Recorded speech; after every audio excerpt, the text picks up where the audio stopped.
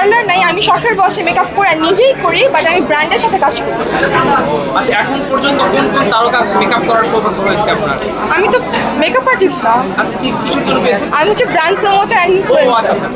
আচ্ছা, যারা আপনার মতো নারী উদ্যোক্তা নতুন যারা আসতে চায় কেমন আসবে? অবশ্যই ওয়েলকাম।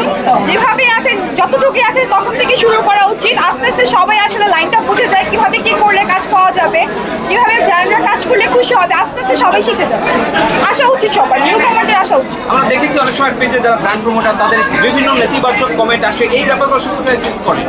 আলোচনা থাকলে তো একটু সমালোচনা হবে, এটা খুবই নর্মাল ব্যাপার। না, সমালোচনা করে আসতে চায় না। অনেক সময় ভালো ভালো পজিটিভ জিনিসগুলো এমন নেগেটিভ ভাবে শো করা হয় মিডিয়াতে, এটা খুবই খারাপ লাগে মাঝে মাঝে। কেউ আলোচনা করে সমালোচনা খুব কম মানুষই হতে চায়।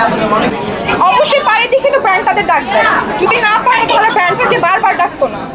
আমার মনে হয় এই কাজটা উচিত না, কারণ সবারই টাকাটা খুবই মানে পরিশ্রমের টাকা। আমার মনে হয় সবারই এই জিনিসগুলো নোটিস করা উচিত এবং সবভাবে কাজ করা উচিত।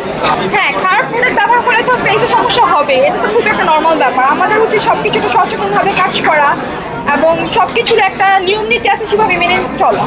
তো বাজে পর্যায়ে যাবে না, এত খারাপভাবে কেউ মেকআপ করে না যে ক্যান্সার পর্যায়ে চলে যাবে, এখন বলতে হয় না কারণ। আপনাদের ইন্ডাস্ট্রিতে আছে তো এমনও দিন পেছে নারী দিন কাজ করে। হ্যাঁ থাকলে কিন্তু 2-3 দিনও হ্যাঁ, ফ্যামিলিগতভাবে কোনো চাপ আছে কিনা? ফ্যামিলি যদি একটু সাপোর্টিভ না হয় তাহলে আসলে কোনোভাবেই কাজ করা পসিবল না। ফ্যামিলি সাপোর্টটা আমাদের এই লাইনে খুবই দরকার। আচ্ছা, আপনি সুযোগ পেলে বাংলাদেশের কোন নায়ককে মেকআপ করতে চান? সাকিব খান ভাইয়াকে। শাকিব খানকে কেন মেকআপ করতে? কারণ ওনাকে আমি একদম ছোটবেলা থেকে দেখছি, ভালো লাগে।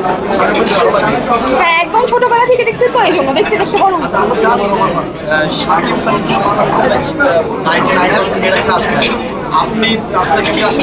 না, আমি অ্যাকচুয়ালি ভাই হিসাবে তাকে আমার ভালো লাগে, অ্যাজ এ নায়ক আইডল হিসেবে ভালো লাগে, কারণ সে ভালো ভালো কাজ করছে, প্লাস সে ভারতেও কাজ করতেছে, সে খুবই ভালোভাবে কাজ করছে।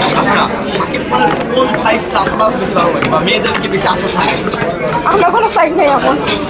অনেকে বলে শাকিব খান চোখ কথা বলে, নাক কথা বলে, না, তার অ্যাক্টিং সাইডটা আমার খুব ভালো লাগে, উনি খুব সুন্দরভাবে অ্যাক্টিং করে, আর এই কারণে সে এত বছর ধরে আমাদের ইন্ডাস্ট্রিতে কাজ করতে পারতেছে, প্লাস আমাদের ভারতেও কাজ করতেছে। এটা তো খুবই গর্বের বিষয় আমাদের বাঙালিদের জন্য। বিশেষ করে সিনেমা দেখবা খুব ভালো।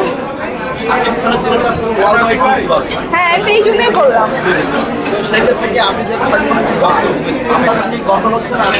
হ্যাঁ, এটা তো খুবই ভালো বিষয়, আমাদের বাংলাদেশটা রিপ্রেজেন্ট হচ্ছে, নায়কের মাধ্যমে হচ্ছে, খুবই ভালো বিষয়। No comments. নীরবকে কি ভালো লাগে না? হ্যাঁ, ভালো লাগে, আমার সবাইকে ভালো লাগে। এখন আইডল যদি বলতে চান তাহলে আইডল তো একজনই হয়। হিরোরমকেও ভালো লাগে? উনি মানুষ হিসেবে ভালো থাকে, এটা আমি জানি। আচ্ছা, আপনাকে তো অফার করা হিরোর সাথে একটা মুভি করার জন্য আপনি মুভি না, কারণ আমি মুভির লাইনেই কাজ করবো না, তাই লাইনে কাজ করতে। আচ্ছা, নায়িকাদের নায়িকা আপনার আমার তো অনেকগুলো নায়িকাকে ভালো লাগে, যেমন মাহিয়া আপু, বিশ্বাস আপু। আপনি সুযোগ পেলে কোন কোন নায়কের না, আমি মিডিয়াতে কাজ করতেছি ইনফ্লুয়েন্সার ব্লগার হিসাবে, আমি কোনো নায়িকা হওয়ার জন্য কাজ করতেছি না। আর আমার অফারও আসছে, আমি অনেকগুলোই ক্যান্সেল করি। না, এগুলো বলার দরকার নেই, যেটা ক্যান্সেল হয়ে গেছে। না, যেটা ক্যান্সেল হয়ে গেছে সেটা করার কথা না বলাটা আমার মনে হয় বেটার। জাহিদ খান